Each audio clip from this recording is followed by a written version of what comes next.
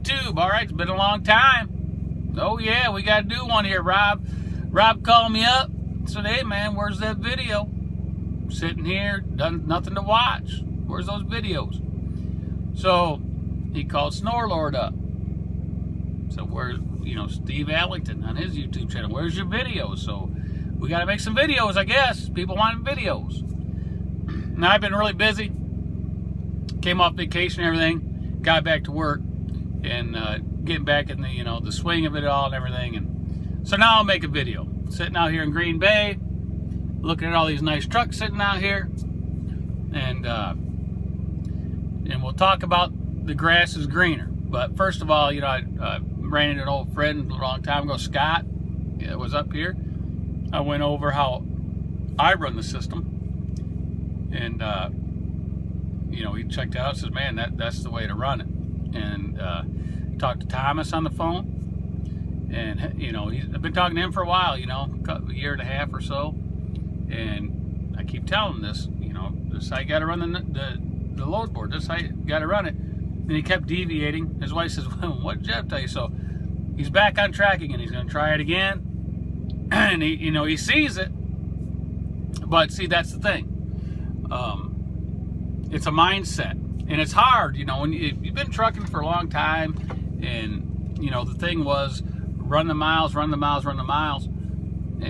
all about the revenue. That's the way it was taught, and that's the way it was when you're getting paid by the mile.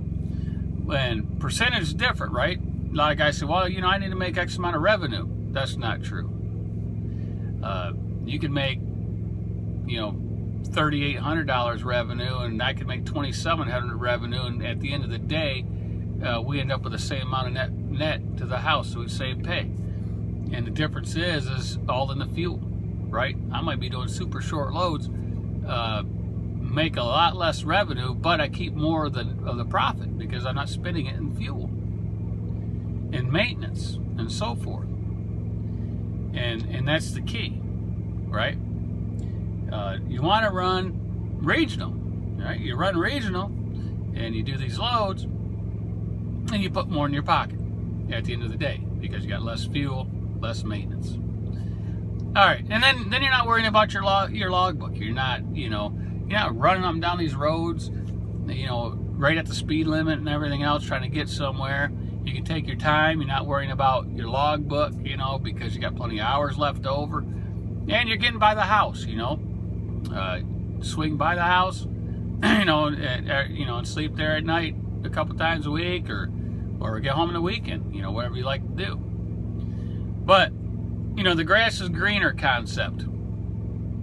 These guys, we had several friends that I have here, and they left, and they went over to it. They're going over to another company, and because they watched the webinar, and it's a place where I used to work, and they think there's all this money there. And I says, look, the grass isn't any greener over there than it is where you were at. And these shippers, think about it. These shippers aren't going to pay one company a whole lot more money to haul their freight than the other company, because if I'm a shipper and company X is going to haul the load for $500 and company Y wants $700, why would I give Y $700 when I know I can get $500 from X and just tell them I got more loads and give them to them? And if they don't have the capacity to haul it, then another carrier will do it. And then the only time you get that higher rate like that is if they don't have the trucks in the area, and it's called spot market freight. And they can get trucks in there, they post it higher, they get their stuff moved. Or if you got a big company that has contracts to haul X amount of loads out of a facility, and they get extra loads above and beyond the commitment, then it's going to be at a higher rate, because now they're asking for something special, right? So it's going to be more money. They're going to be able to charge more money. So that's where those higher dollar loads come from. But the one company is going to have those loads all the time like that. And what happens is guys will start the little things. All companies have stuff that you don't like, right? They have rules and they have things set up, and some of the stuff you might not like. But all companies have that. So you go to another company, they're going to have their set of rules and everything, and eventually you're not going to like something. So you got to think of it more of in a business. That's what happens. A lot of these guys, you're truck drivers. They're truck drivers. They're not businessmen. So you got to, when you buy a truck, lease a truck, rent a truck, whatever you want to call it, whatever you're doing, own a truck, you got to start thinking of it as a business person, not as a driver. So you got to look at what's the best for your business. So if somebody at the company you're at says something to you that makes you mad, or they come up with a rule that you really don't like, you got to weigh that and say, is it really worth leaving over that little rule? I mean, okay, I can put up with it. Do I like it? No, but I can put up with it. Because if I go over to the other company, they might have a rule, and I might not like it, but what I'm going to do is switch again, right? And that's the thing, right? Because every time you switch, it costs you $15,000 to $20,000. That's what it costs you, because you got to leave the one company, and by the time you get on with the other company and the one that they're going to get on with, it takes 2-3 weeks, and before you even see a check, or even more, depending on how long it takes you to get into the orientation, get out of orientation, and so forth, and finally get rolling. So you're going to lose probably a month's worth of revenue. It's a lot of money, right? Can you make that up? No, you'll never make that up. And so anyway, that's what happens. And and that's the thing. The little thing starts bothering them.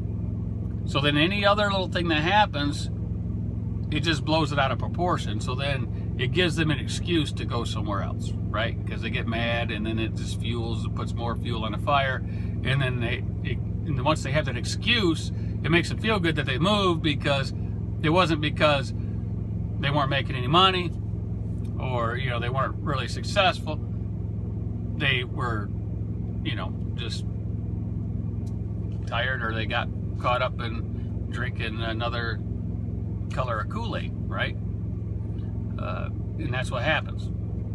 And then when they make the switch, they find out that it's not like they thought. And sometimes it works out, sometimes it don't. But that's the thing. Before you jump ship, go somewhere else real quick. Sit back. Give yourself a breather, man. Sit back. Take a day or two off, or whatever it takes. Go through your numbers. Go through, what it takes to get a load. That's what you look at, the efficiency of the company, right? Because you're a businessman, so you're going to look at the efficiency of the company, right?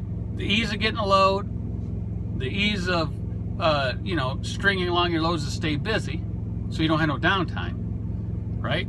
Can you stay busy every day that you're out there and not sitting in a truck stop waiting for something? Can you be rolling and staying busy every day? And the ease of getting your money, right, for what you do.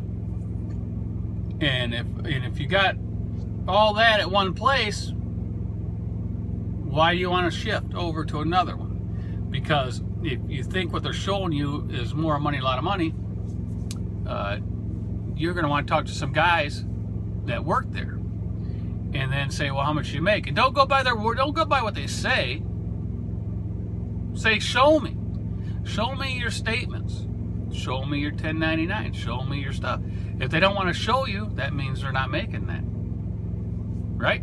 Because if you tell somebody you make something and you don't show them, then you're hiding something. If you have nothing to hide, why tell somebody something that's not true? We're all in it together, and if somebody does that, that's not good, man, because then they're going to leave somewhere and go somewhere else, and it's not going to work out, and that could cost somebody their livelihood, and that's just not right. But so if you run into these guys that say they make a huge amount of money somewhere, if they don't show you, don't believe it, right?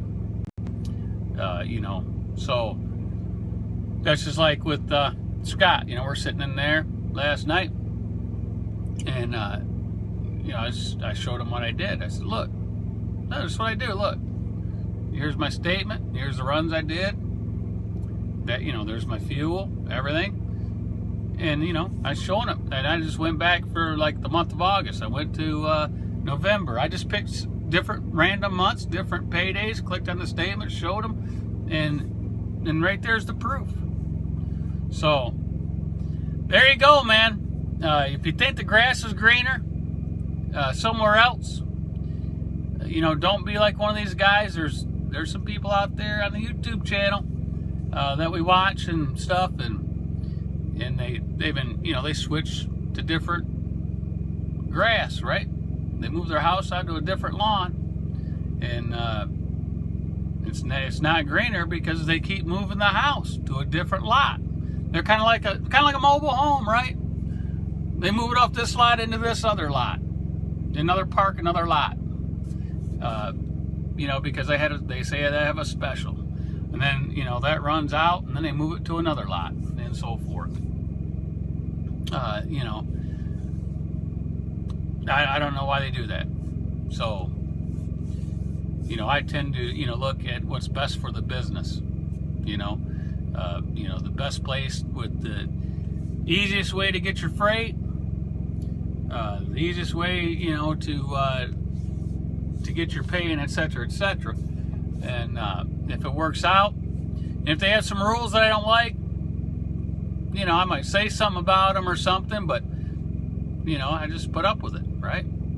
You gotta adapt, overcome, improvise, all that good military stuff, right? That they teach you. For all the guys that've been in the military, like myself. And that's another thing. A lot of the military guys, you know, we just adapt better because, you know, what we had to go through and things like that. So,